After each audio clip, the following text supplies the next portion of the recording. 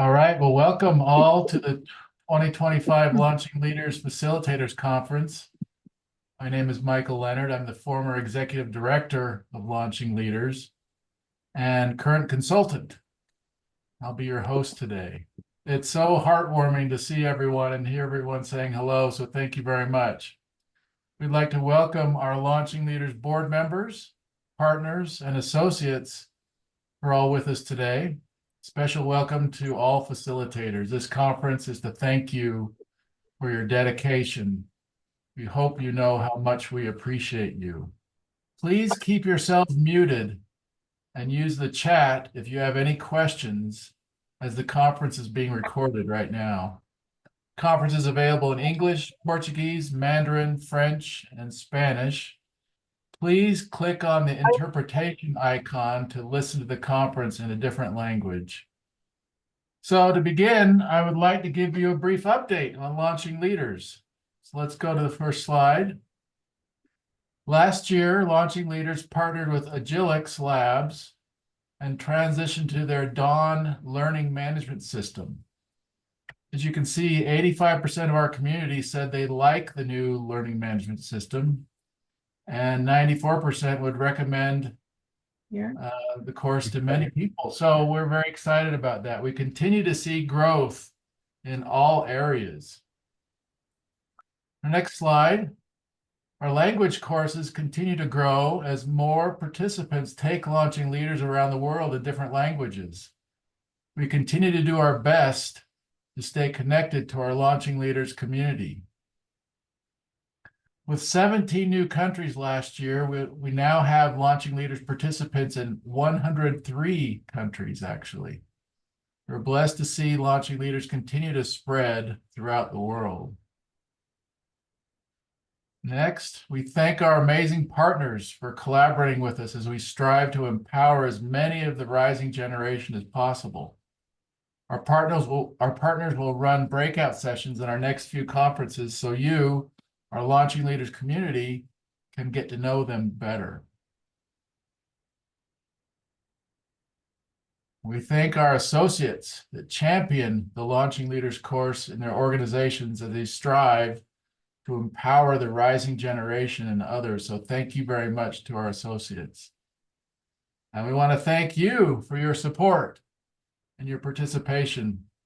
Next, we will turn our conference over to our keynote speakers, Steve and Ginger Hitz. We will then have a question and answer session with time for a few live questions after they speak. Following the question and answer session, our language coordinators will run breakout sessions for 50 minutes. After the breakout sessions, we'll have a certificate ceremony for our facilitators who have registered for the conference. All our facilitators will be emailed their certificates after the conference, even those who were unable to attend. We will then bid you farewell. So that's our agenda for the day. For those who would like to network, we will leave the conference open after it's done for an additional 15 minutes for you to talk. So as a reminder, please, if you have any questions or comments, use the chat. We'll keep you all muted in the meantime. So I'd now like to turn it over to our founders, Launching Leaders, Steve and Ginger Hitz. Steve and Ginger will introduce themselves, but I'd like to say that I've known Steve and Ginger for many years, and I can tell you they're dedicated to helping the rising generation move forward with their lives with faith and personal leadership. They're wonderful examples of giving back, giving their time, talents, and financial support. We're all very fortunate to be able to hear from them and have them speak to us today. So I'll turn it over to you, Steve and Ginger, and if you wouldn't mind introducing yourselves a little bit, that'd be wonderful. Thank you. Good morning to everyone all over the world. It's such a humble honor to be with you, Ginger and I. We've been at this since 2008, I think, right, Mike? and have enjoyed every minute of it. It's a very humbling thing. So we're honored to be with you, and we feel like the message that we've prepared is is inspired by God and that we can all benefit from it. I also want to welcome the other founders of Launching Leaders, Michael, Rosaline. It's good to be with all of you, our partners, such as Brian Grimm and all of the others. We're happy to be with you. Now, as we get started, I want to tell you that I have a message to share, first of all, and it will be shared in the video that we've prepared. I want to tell you the story behind it. So Ginger and I were staying at a hotel a few weeks ago, and I've had this conference on our minds for some time and contemplating what we might share that would be beneficial. And we went into the gift shop. If any of you are familiar with this hotel, it's called Little America in Salt Lake City. And we went into the gift shop, and in the gift shop was a book. And I'm drawn to books and read about 100 a year or so. And I opened this book, a children's book. I was so fascinated by it. I read the whole thing as I stood there. This is a short book. And it just hit me strongly that this is the message that should be the central theme of what we share. And so, though I didn't write this book, it speaks volumes to what we want to share. What do you do with an idea? Written by Kobe Yamada, illustrated by May Bessam. One day, I had an idea. Where did it come from? Why is it here, I wondered. What do you do with an idea? At first, I didn't think much of it. It kind of seemed strange and fragile. I didn't know what to do with it, so I just walked away from it. I acted like it didn't belong to me. But it followed me. I worried what others would think. What would people say about my idea? I kept it to myself. I hid it away and didn't talk about it. I tried to act like everything was the same as it was before my idea showed up. But there was something magical about my idea. I had to admit, I felt better and happier when it was around. It wanted food. It wanted to play. Actually, it wanted a lot of attention. It grew bigger, and we became friends. I showed it to other people, even though I was afraid of what they would say. I was afraid that if people saw it, they would laugh at it. I was afraid they would think it was silly, and many of them did. They said it was no good. They said it was too weird. They said it was a waste of time and that it would never become anything. And at first, I believed them. I actually thought about giving up on my idea. I almost listened to them. But then I realized, what do they really know? This is my idea, I thought. No one knows it like I do, and it's okay if it's different and weird and maybe a little crazy. I decided to protect it, to care for it. I fed it good food. I worked with it. I played with it. But most of all, I gave it my attention. My idea grew and grew, and so did my love for it. I built it a new house, one with an open roof where it could look up at the stars, a place where it could be safe to dream. I liked being with my idea. It made me feel more alive, like I could do anything. It encouraged me to think big and then to think bigger. It shared its secrets with me. It showed me how to walk on my hands because, it said, it is good to have the ability to see things differently. I couldn't imagine my life without it. Then one day, something amazing happened. My idea changed right before my very eyes. It spread its wings, took flight and burst into the sky. I don't know how to describe it, but it went from being here to being everywhere. It wasn't just a part of me anymore. It was a part of everything. And then I realized what you do with an idea. You change the world. So have you ever had an idea that you weren't sure what to do with? And did it make you also feel nervous or anxious or afraid or excited and eager? Most students or people feel this way. As a facilitator, you don't have to have all the answers. You just guide gently. One example is Steve is quite often a connector. He connects people to other people that may have the skills or the things that your students may need. This is a strength you might have. Honor the sacred space of your circle, in your group. Everyone in your group, including you as a facilitator, are like the little boy in the story we just read who is trying to figure out how to navigate life and how to live with their idea. So you, as a leader, as a facilitator, create the atmosphere where they can explore without judgment. They can feed their ideas. Give it sunlight. You may not start out as a master gardener. You first need to learn how to prepare the soil, plant, grow, and care for the seed or your idea. The same is true for you as a facilitator. You need to allow yourself to develop and grow. You need to believe in yourself. You need to trust in yourself and your instincts. And above all, trust in the process. Relax and enjoy the journey. Everyone in the circle needs to be named, known, and loved.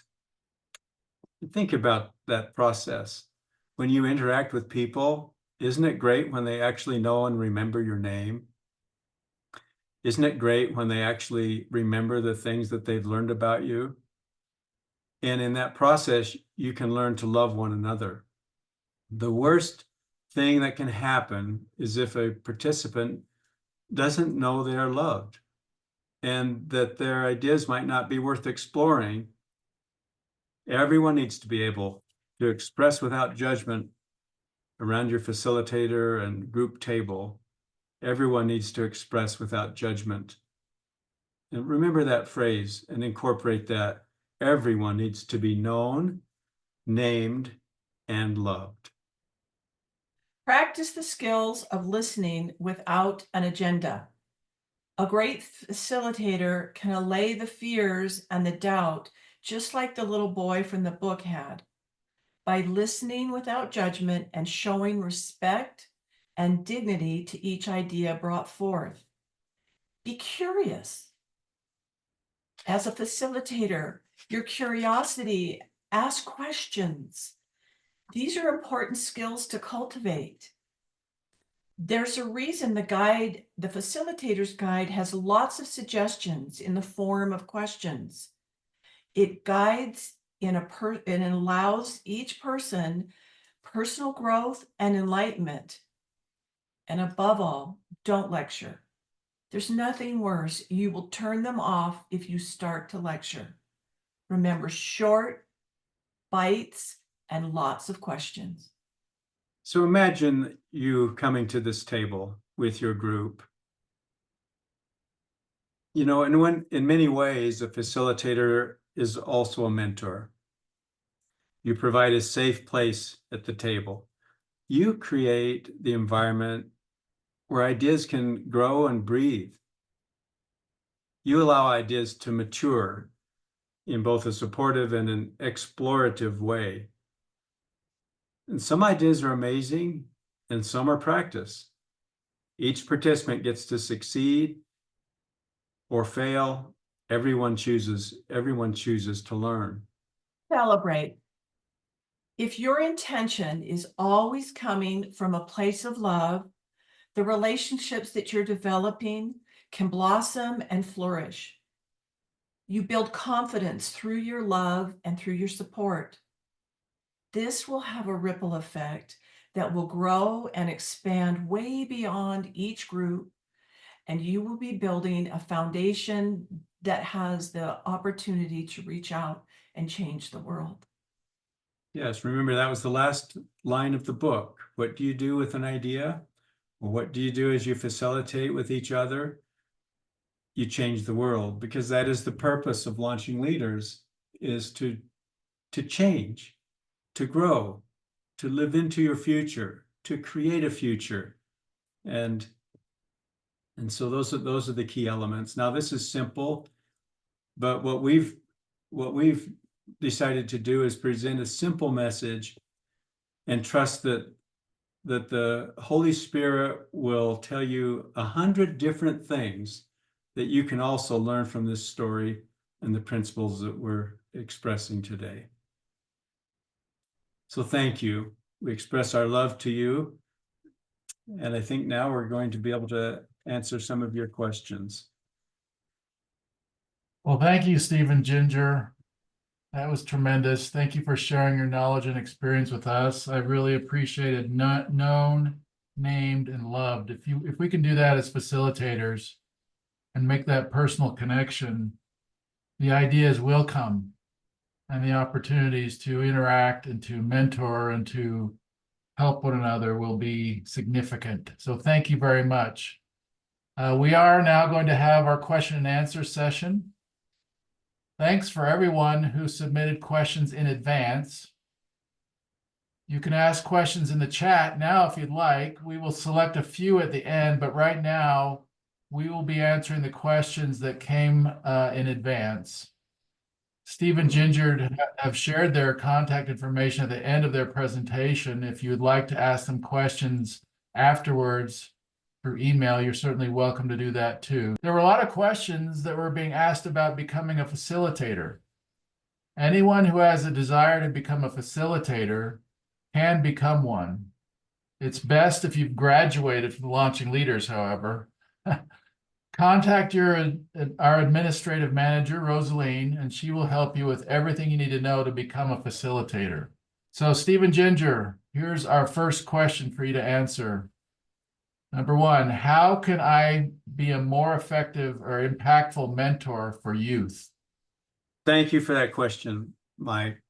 Now, remember, throughout the years, Mike, you and I have spent a lot of time studying the different generations, starting with millennials, and then the Gen Z, X, now the Gen A, how they think, how they like to be taught. From all of that study and understanding who we're mingling with, I believe that the most important thing you can do to be impactful with youth is to be authentic. To be authentic without an agenda. That's how you can reach their hearts. Wonderful, thank you. Next question, what inspired you to become mentors, and how has mentoring shaped your own personal and professional growth? What inspired us to be mentors? I think a big part of that is the gratitude that has grown within us over the years, over the things that we've learned and the things that people have taught us. We've adopted many great mentors in our lives. I can name about 5 really significant ones that have changed the entire trajectory of our lives. And so mentoring becomes a natural growth that is born from gratitude and then the desire to give back. Thank you. Next question. Could you share a significant experience from your work as a facilitator?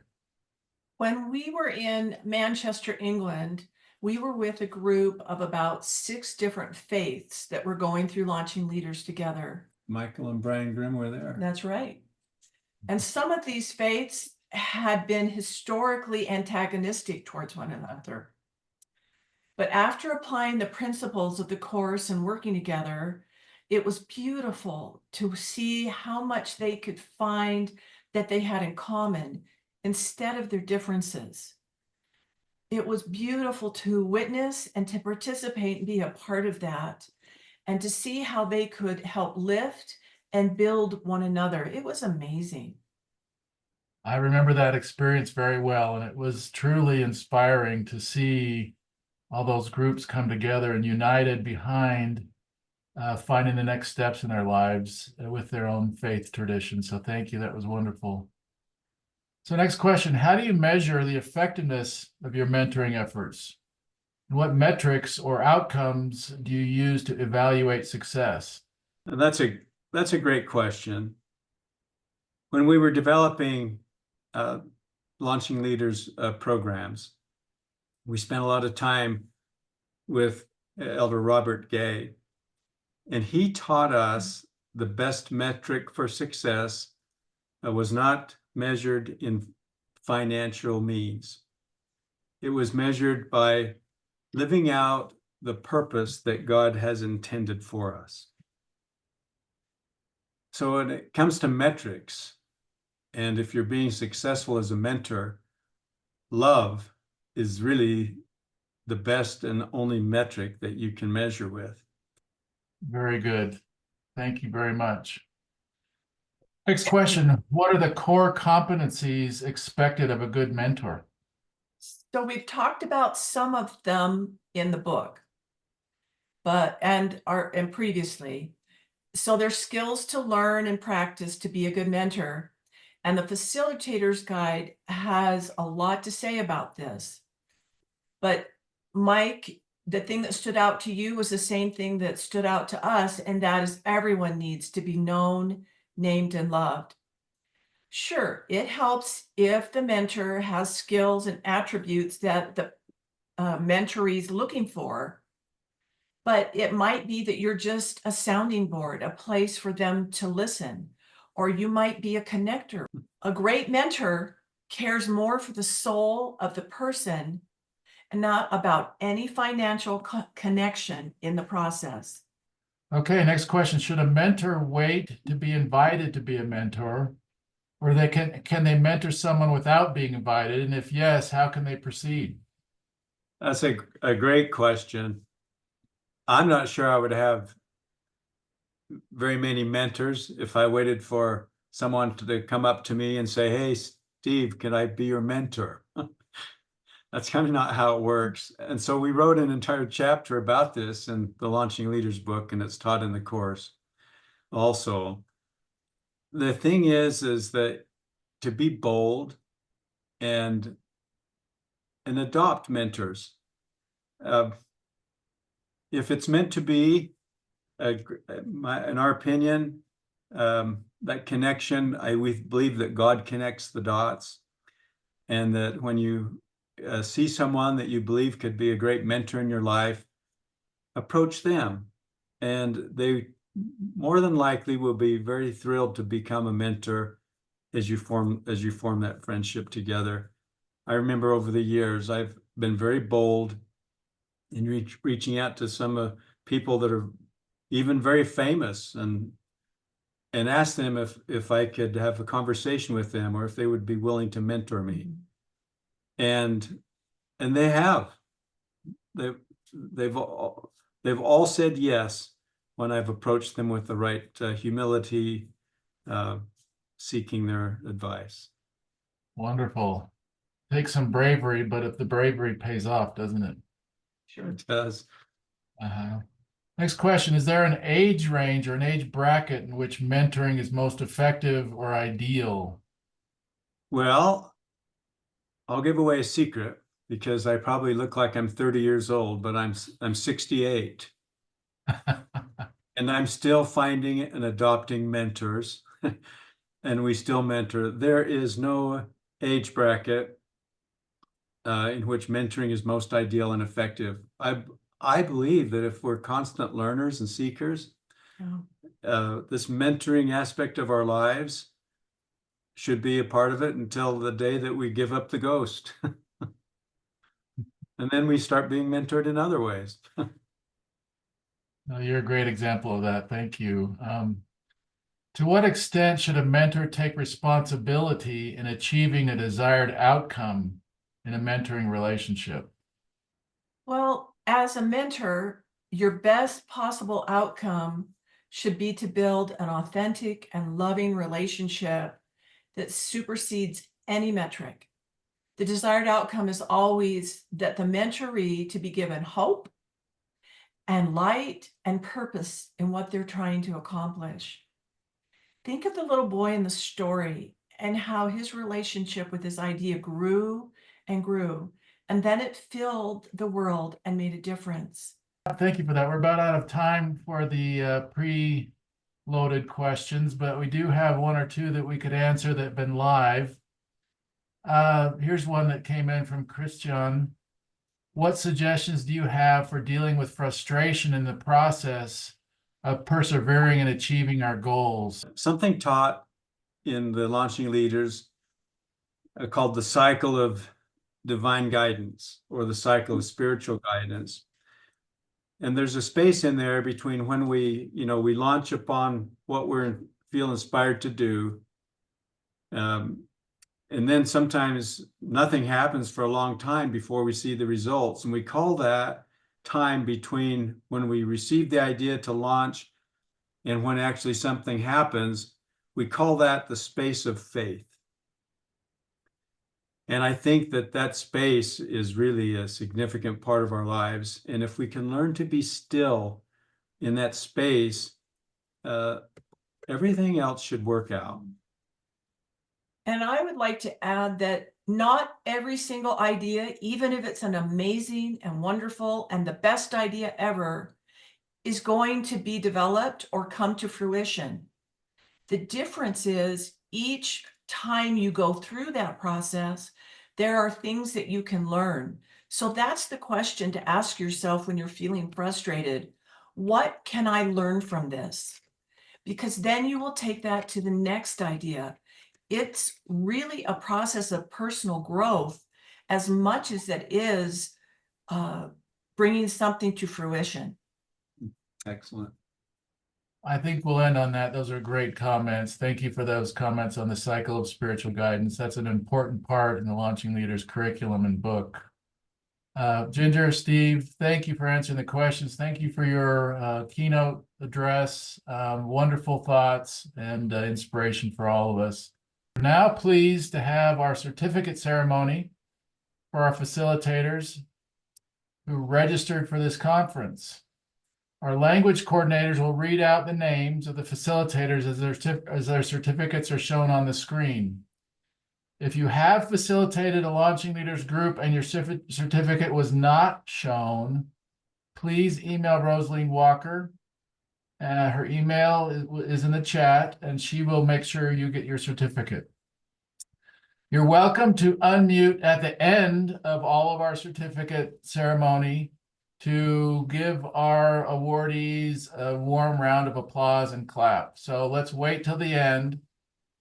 We will first start with the French certificates. So we have Lajiji Usman Babatunde. Congratulations. Félicitations, mon frère. Modeste Padonou, félicitations d'avoir participé. Korsi Gagnon Azedji, félicitations. I myself, félicitations. Madje Uche Geoffroy Kataria, félicitations. Monfort Tonio Numi André, félicitations. Okay. Thank you. Next is our Mandarin Facilitators Awards. 李泰文、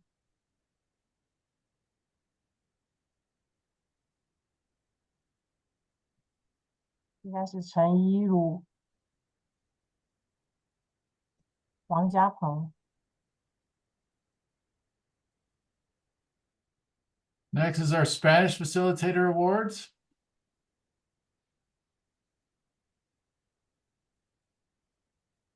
Forjando líderes, certificado de agradecimiento. Este certificado se entrega con orgullo a Becky Arreguín el 29 de marzo de 2025 en reconocimiento a su dedicación y resiliencia como facilitador de Forjando Líderes. Certificado a Carolina Zapata. Edgardo Borda González. Felicitaciones. Juan Carlos Borja. Felicitaciones. Ledvin Lozano. Lorena Betancur Roa. Mariela Jaraiba. Gracias. Next are Portuguese. Please, Danielle. Ok, vamos lá. Daniel Fermino da Silva. Itaciana dos Santos Rau. Diego Neotel Piedade. Alcenir Souza. Ronaldo Martins Schmidt. Carla Englert. Luiz Baldan. Maria Silvana Nascimento de Lima Dúlios. Obrigado. And finally, English. Okay, everyone, bear with me. I'm very sorry if I mispronounce your name.